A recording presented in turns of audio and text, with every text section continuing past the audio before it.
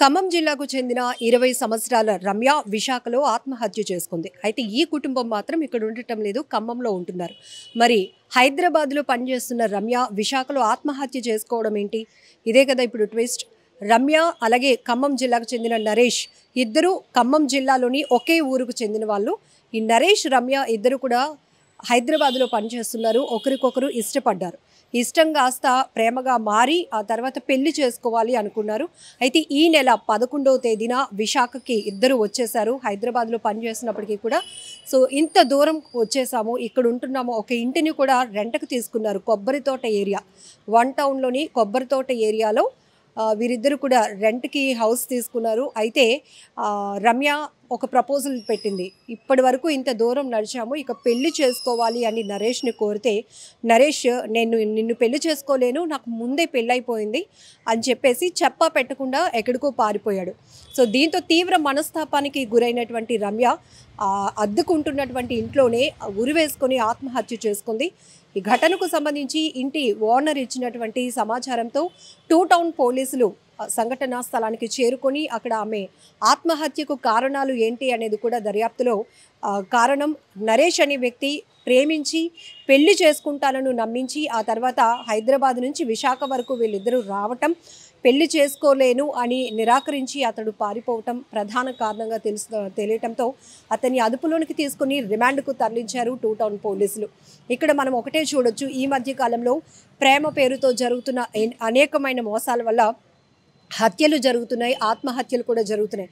ముఖ్యంగా యువత చాలా జాగ్రత్తగా ఉండాల్సిన పని ఉంది. ఎందుకంటే ఇంత ఎఫర్ట్ పెట్టి మీరు ఇంత ఉద్యోగాలు చేస్తున్నారు, మంచి మంచి జాబ్స్ చేస్తున్నారు, అలాగే ఉన్నతంగా చదువుకుంటున్నారు. కానీ మీ లైఫ్లోనికి వస్తున్నటువంటి వ్యక్తులు ఎలాంటి పరిస్థితిలో ఉన్నారు, అసలు మీరు తెలియలేని వాళ్ళతో ఏర్పడుతున్నటువంటి పరిచయం ఎంతవరకు తావిస్తోంది అనే దానిపై ఫోకస్ పెట్టలేకపోతున్నారు. చాలా వరకు ఎక్కువగా సూసైడ్లకి కారణం కూడా ప్రేమ పేరుతో నేను మోసపోయాను, ప్రేమించిన వ్యక్తి పెళ్లి చేసుకోవడానికి నిరాకరించాడు, ఇక నాకు లైఫ్ లేదు అని చెప్పేసి కేవలం కనీసం పేరెంట్స్ గురించి కూడా ఆలోచించకుండా క్షణికావేశంలో తీసుకుంటున్నటువంటి నిర్ణయాల వల్ల ఇప్పుడు ఆ తల్లిదండ్రులు తీవ్రంగా రోధిస్తున్నటువంటి పరిస్థితి.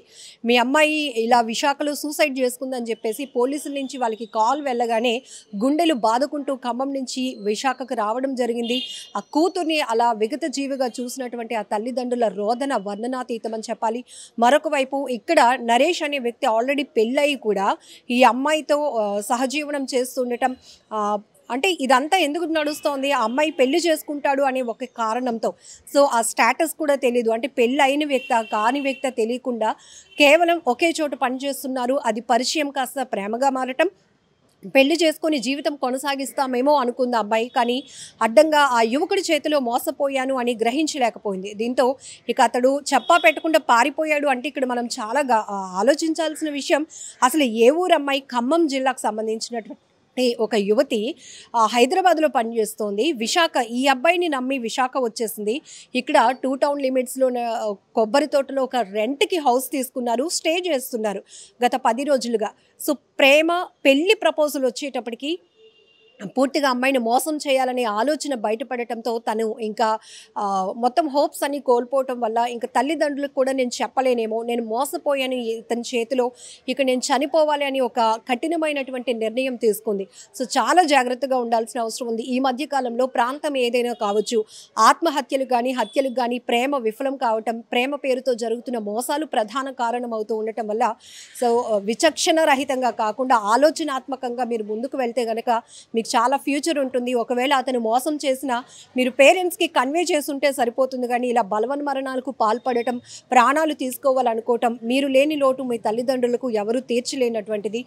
ఈ ఘటనపై మీరేమంటారో కూడా కామెంట్ బాక్స్లో మెన్షన్ చేయండి. And for more videos, please subscribe to iDream. Please subscribe to iDream. Please subscribe iDream. And please subscribe to iDream.